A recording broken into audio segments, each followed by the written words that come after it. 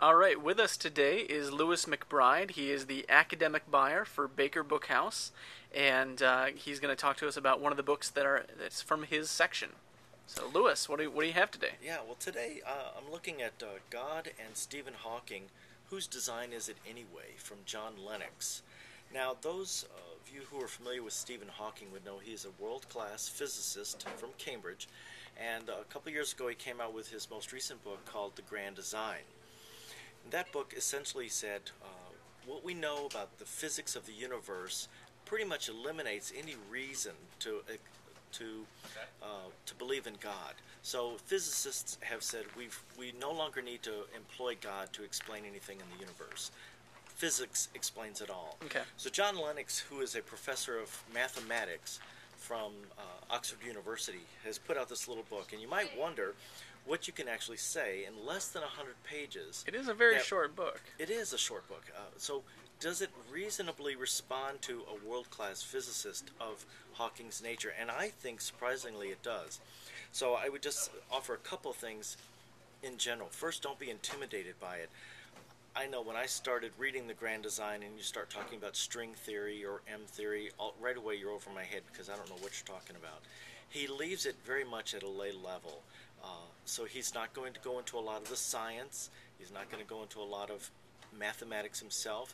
He does touch on it a little bit, but by and large it's an easy book to follow. The points of his contention with Hawking more have to do with Hawking's view of his philosophy, his logic, how he's employing his argument, and how those things come unraveled once you start to take a closer look at them. Hawking says in the book, in his own book, Grand Design, that philosophy is a dead discipline, that it is not kept up with current science. And Lennox says he couldn't be more wrong. Philosophers of science are more than able to interact with him with M theory or string theory or any of those things. They are very competent. And then, surprisingly, Hawking then goes on to use a lot of philosophy in his book in terms of his logic and his reasoning and his epistemology is a fancy word in philosophy for his the theory of how we know anything. Okay. So for trying to say it's a dead discipline and then you turn around and use it, more than one critic has said you can't have your cake and eat it too. But he says, Hawking has an inadequate view of God, that the view of God that he is critiquing is not held by current philosophers or Christian theologians, so that's wrong. He doesn't have a good grasp of the laws of nature. Now you'd say, well, he's a physicist. Who else has a better law?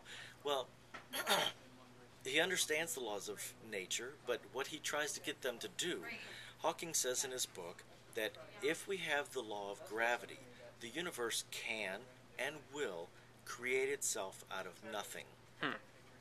And Lennox says that's pure nonsense. And I like the way he put it in the book. He says, what all this goes to show is that nonsense remains nonsense even when talked by world-famous scientists. You can't... He says a physicist uses the term nothing and a philosopher uses the term nothing. And both of them are talking about two different things. I've heard about physicists saying the world sprang into existence out of nothing. And I thought, how can that be? Well, when you talk to a physicist, you find out that when they start talking about things like quantum fluctuations, and I don't even know what that is, but that in fact it is something. Okay. So when you say that something's springing out of the universe or out of nothing, a physicist has something in mind. It is not, in a philosopher's sense, nothing. Okay. It is something. Okay. So, and that's a huge distinction that if you're not careful, it can be easily missed. So he does go on to critique his idea of the laws of nature. And he does deal with the M theory at the very end of the book. And all he does here, and he keeps it very lay-friendly again, is says that this theory is not even established fact. It's not even accepted by most physicists. They have serious problems with it. So even the theory that Hawking wants to espouse and say this answers everything and most certainly doesn't allow for any existence of God is in itself a very questionable theory. So I found the book amazingly easy to follow. There were a couple places where I was kind of tripped up here or there. You could pass over those with confidence and still get the main gist of the book. It is very, very well done. Who would read this book? two people in particular. Someone who's been honestly tripped up by what Hawking has said. Okay. They read his book and they're going, wow. I've heard a couple of debates where people brought up the thing about physicists have proved that the universe can come into existence out of nothing. And that bothered me because I thought, okay, that really throws a monkey wrench in my thinking. So this kind of says, okay, nothing doesn't mean nothing to a physicist. So those sorts of things, to help you understand what a physicist is coming from, will help you answer some of those problems.